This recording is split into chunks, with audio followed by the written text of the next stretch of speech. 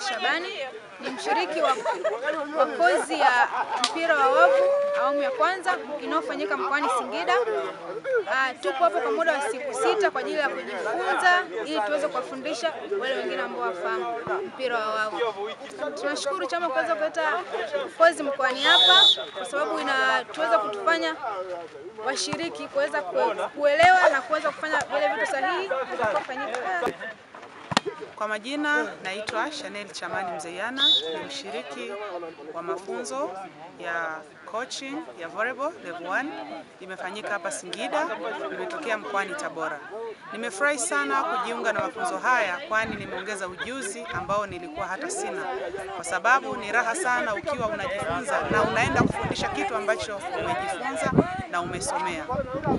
Nashukuru sana uongozi wa chama cha mpira wa wavu Tanzania TVF kwa kuleta kozi hii, kwa sababu wanapozidi kuleta hizi kozi ndio wanavyoongeza walimu pamoja na wanafunzi wa mchezo huu. Hivyo mchezo huu unaendelea kukua kwa sababu ya vyama kuleta kozi hizi katika mikoa mbalimbali. Mimi leo nimetoka Tabora, nimekuja Singida. Nina imani hata ikitokea kozi nyingine hata level 2, hata Singida anaweza akatoka akapata mkoa mwingine kozi hii. Nashukuru sana Volleyball Family. Naitwa Fidelis Bosco Sanga kutoka Kaliua mkoani Tabora. Napenda kuwashukuru sana uongozi wa volleyball taifa kwa kutuletea hii kozi hapa jirani mkoani Singida. Kwa kweli imekuwa na tija na manufaa kwetu, hasa sisi ambao tayari tuko kwenye field. Kwa mfano mimi ni mlezi wa kitalu cha volleyball kwa sekondari mkoa wa Tabora.